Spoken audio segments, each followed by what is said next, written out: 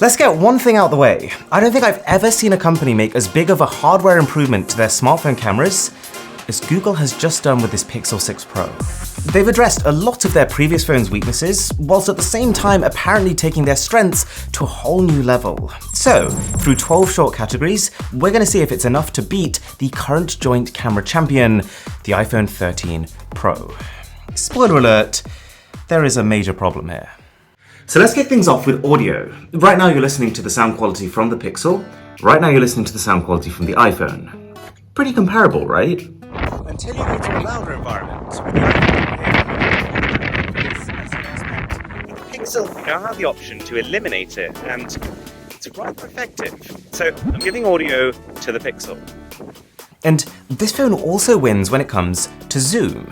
Like, even though one of the key upgrades for the iPhone 13 Pro was its new 3x optical zoom camera, it doesn't measure up to the Pixel's 4x camera. And it's not just that Google's is more zoomed in, it's also that it's a higher quality and higher resolution camera. And so there's just even more room to zoom in further beyond that 4x number. So, for example, in this scenario here, if we decide that we want to take a closer look at what's happening on this bench, we can zoom in 2x, 3x, 4x, 5x, and now 10x, and you'll find that the Pixel's image is pretty presentable even at this magnification. But it's not just zoom distance. Because of this higher quality sensor, when I'm taking zoom photos with the Pixel, the end result also often just looks more cinematic. I'd say the only time when the iPhone will win at zoom shots is when you're specifically taking them in between 3x and 4x magnification, because that'll be just enough zoom for the iPhone zoom lens to activate, and not quite enough for the Pixel's one to activate. Pretty niche scenario though. And I remember at this point in my testing, I was becoming so confident in this Pixel's camera, more so than I think I've ever been for an Android phone at launch, that I thought, let's try it against something that the iPhone is known to excel at. Portrait mode. Interesting results, we'll put it that way. So if you're taking portraits using the normal 1x zoom mode, then both are very good, but also very different. See, in a way, the iPhone plays it safe. It generally goes for softer tones and subtle levels of gradual background blur as objects get further away from the camera. The Pixel just dives in headfirst. It uses a little bit of digital zoom to get closer. It dials up the contrast, and instead of being gradual with its background blur, its shots look an awful lot like they've just kind of cut the subject out and then slapped a huge amount of uniform blur on everything else around them. And while that sounds like going down the easy route, it might be, to be honest, it doesn't necessarily mean that they're worse in these situations. The benefit of confidence like this is that when things do work out, they can look astonishing. And while I do think that the iPhone is more reliable with human subjects, and that the way it handles blur is technically more correct if you were trying to mimic a higher-end mirrorless camera, things get spicy when you start talking about inanimate objects. That didn't sound right.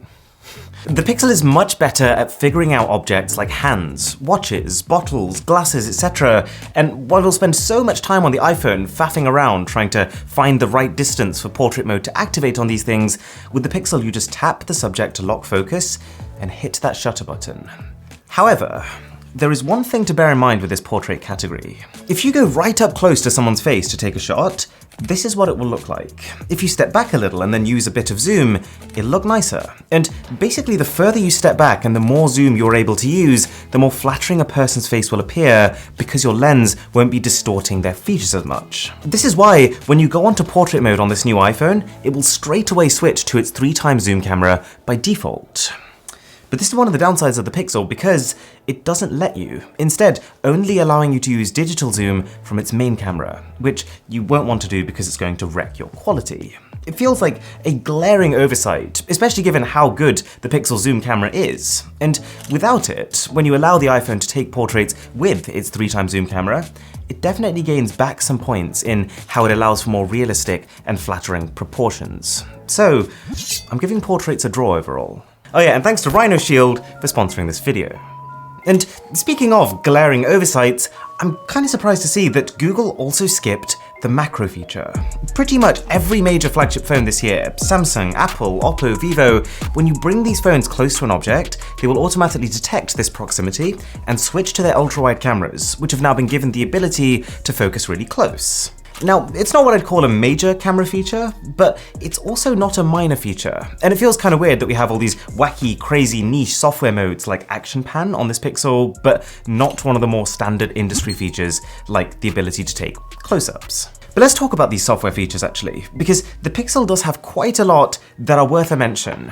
Yes, it misses out on the macro mode that the iPhone has, which also includes macro videos as well as macro photos. And it doesn't have anything close to Apple's cinematic mode, which is not perfect, but good enough to be able to simulate a much higher end video camera as far as an average consumer is concerned. However, it's got 4 different stabilization modes. Apple has 1.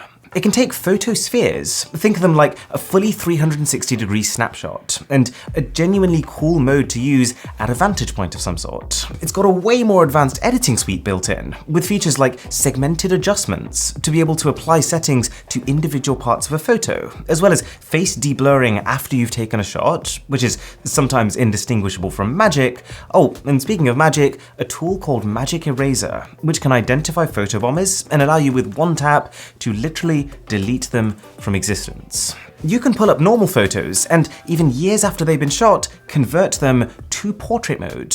Plus also 2 new features called Action Pan and Long Exposure. They're both made to be used for when you're shooting moving objects, and they're kind of polar opposites of each other. Action Pan tracks the object, thus blurring the background behind them as they move. Long Exposure tracks the background, thus making the foreground, whatever it is that's doing the moving, a blur.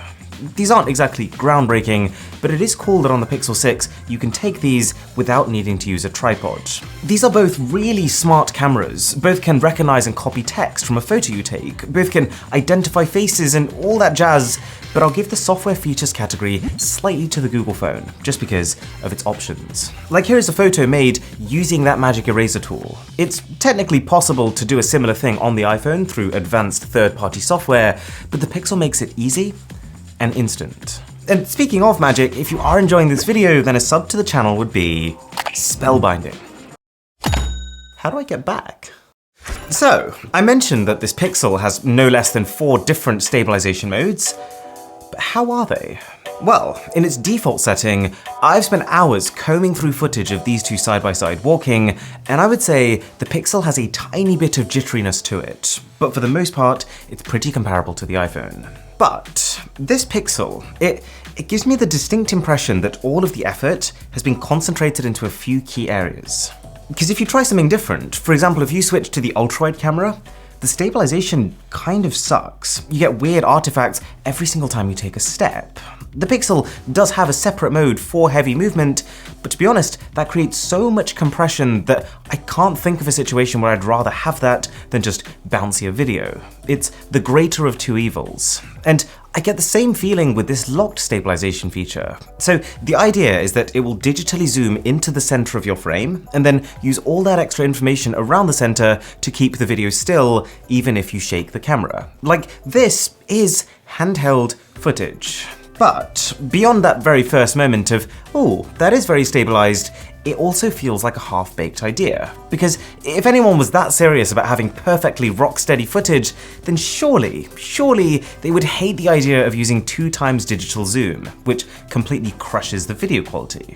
That said, I do like the 4th stabilization mode, Cinematic Pan, which captures pretty high quality 4K footage at a high frame rate, which allows it to then slow itself down and add extra image stabilization after you've taken it, till you get an output that looks like this. It's a fun feature, and it works pretty well. So overall, I'd say stabilization between these two phones is about a draw.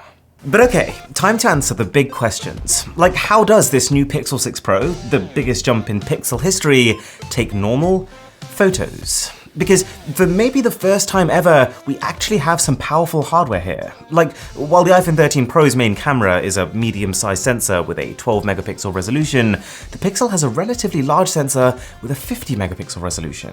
Well, I am happy to report that for the most part, it uses it extremely well to create, yes, better photos than the iPhone. So, for starters, this phone is a dynamic range king. It doesn't seem to matter how brutal the lighting conditions are, against all odds, it will churn out an evenly exposed image. It'll almost definitely capture more of the bright areas in the sky, even though the iPhone is pretty good at this in those fringe scenarios where it falls apart. the Pixel is ready and waiting to pick up the slack. And you remember that face unblur feature I mentioned, right? That can be made to work in the background, such that you can almost ensure faces will be sharp. It seems to rely on good lighting, but as long as you have that, you won't ever get a blurry face again. Plus, of course, bigger sensor means a little bit of extra natural background blur. And the last thing I'll mention is that Google made quite a big deal about real tone on this phone, being able to accurately capture the full range of skin tones, as they should be. And to give them credit, this phone does represent my skin nicely. There's a little bit of warmth to skin tones that I do feel is neglected on the iPhone. So on one hand, props to Google. The fundamentals for photos, they are just really strong here. But using both of these side by side also makes it clear how the iPhone does a lot of the smaller things better. For example, its ultra-wide camera is significantly wider. You know how like the iPhone's ultra-wide is the equivalent of 0.5 times zoom, the Pixel's is only 0.7 times, which, to be honest, I hesitate to call ultra-wide. Secondly, you might be under the impression that because the Pixel has a 50 megapixel resolution versus Apple's 12, that it will absolutely demolish it in detail. But the truth of it is, there is no option at all to actually take full-res 50 megapixel photos, and it's about on par most of the time with detail. It can sometimes lift out information that the iPhone fails to, but equally quite often, you'll just get the impression that Apple knows what it's doing with every single pixel, and that the actual Pixel doesn't. The iPhone is also a little more consistent between its lenses. With the Pixel, you feel a noticeable shift in quality and color reproduction as you bounce back and forth between main and ultra-wide. And it's also more consistent with other devices. If I send one of my Pixel photos to another phone or computer, it feels like there's a significant disconnect between how it'll look. The iPhone has different photographic styles, although minor point because, to be honest, I don't think any of them fundamentally change the style. But what you do really notice is how its user interface is smoother. Most obvious when zooming in and out of things, the Pixel feels unfinished by comparison. And on that note, also not particularly well thought out. When you're using the iPhone camera, it's very clear that it's been designed such that you can do almost everything that you want to with just one thumb. And anything you have to click appears within this small section of your screen where your thumb would naturally rest. Not so on the Google phone. There's more reaching involved at the bottom, there's a bunch of menus that sit in the middle of the screen for some reason, and as great as they are, you pretty much can't use these image adjustment sliders without using two hands. Long story short, I prefer the Pixel's photos about 60% of the time if you look at the results in isolation, but you would probably have an easier, more reliable experience taking those photos on the iPhone. What about nighttime though? This is actually the battle that I most wanted to see. Because if you watch my comparison between the iPhone and Samsung Galaxy S21 Ultra, I came to the conclusion that even with technically inferior hardware, this iPhone's night mode software is so proficient that its photos were reliably better than Samsung's thick boy 108 megapixel camera.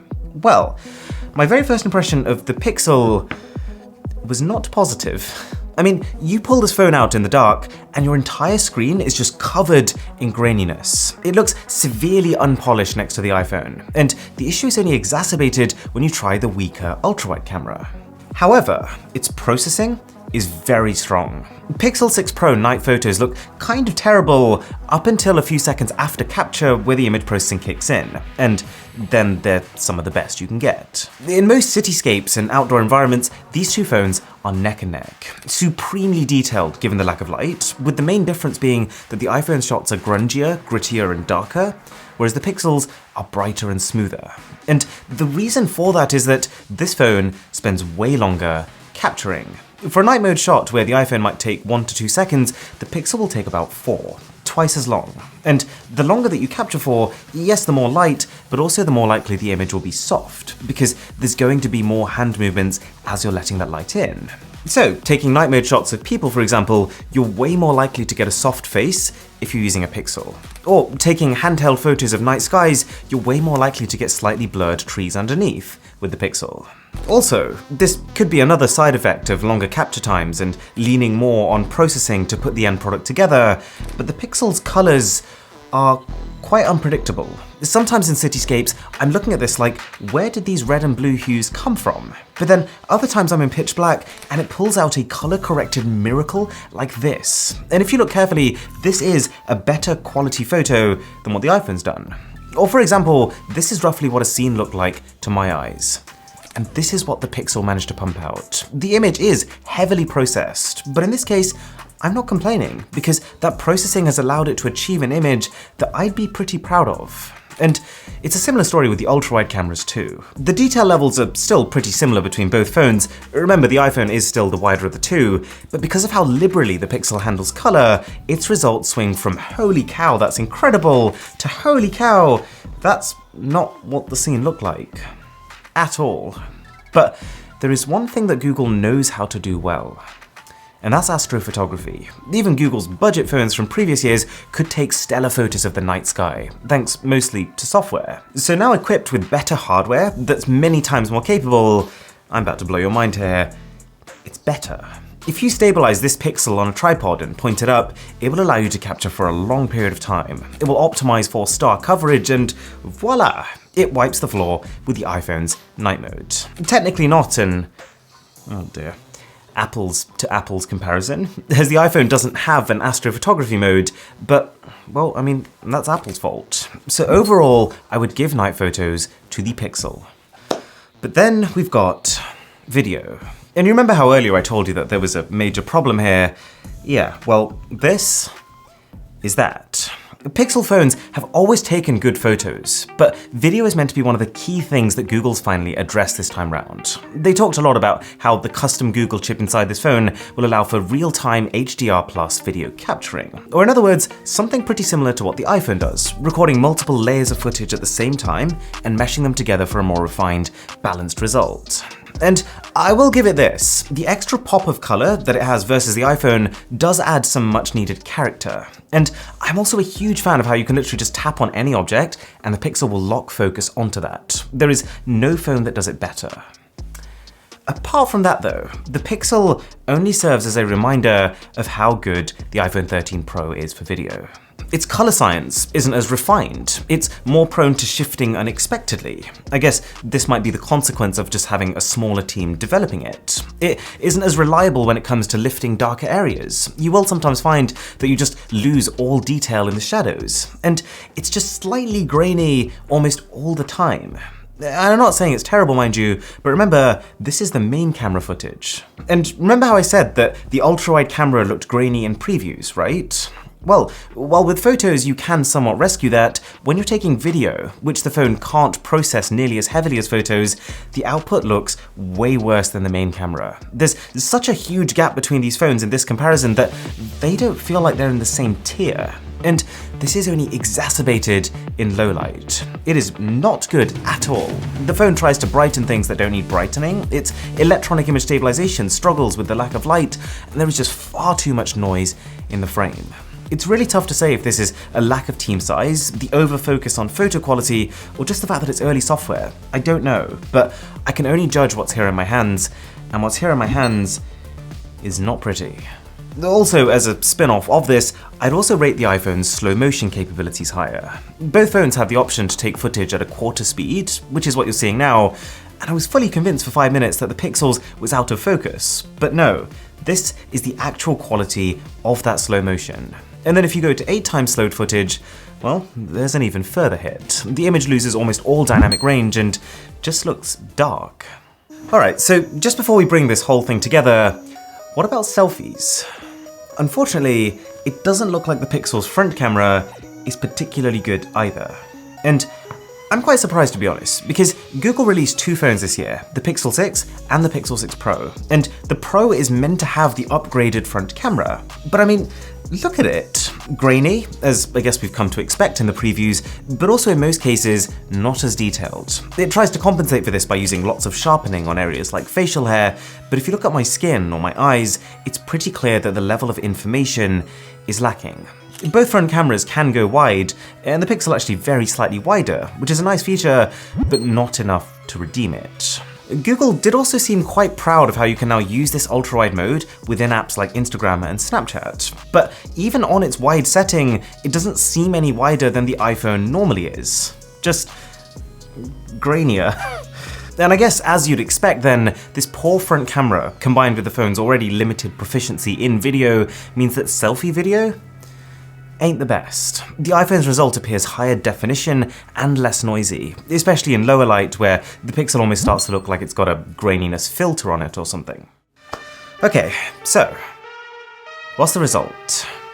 I had high expectations coming into this comparison. The Pixel 6 Pro is a huge leap forward in camera hardware. It's the first time the company has gone through this big of a redesign. It's got a custom Google chip. I kind of felt like this was going to be a truly next generation product. And to be honest, in my early testing, it followed through on that. I noticed how photos had this beautiful depth of field, how it was really good at zoom, and all of Google's new cool software features.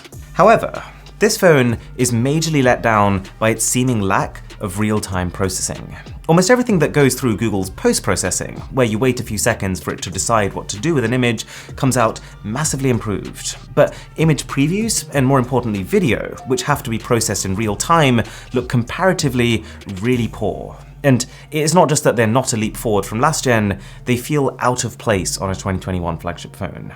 It makes the conclusion of this video really easy though. If you almost exclusively take photos, then the Pixel takes amazing photos. It's $100 cheaper than the iPhone, and it's got more options. But if you want an all-rounded camera, where you want it to take good selfie video as much as you want it to take good rear portraits, then there is easily enough of a gap in reliability here to justify spending that extra $100.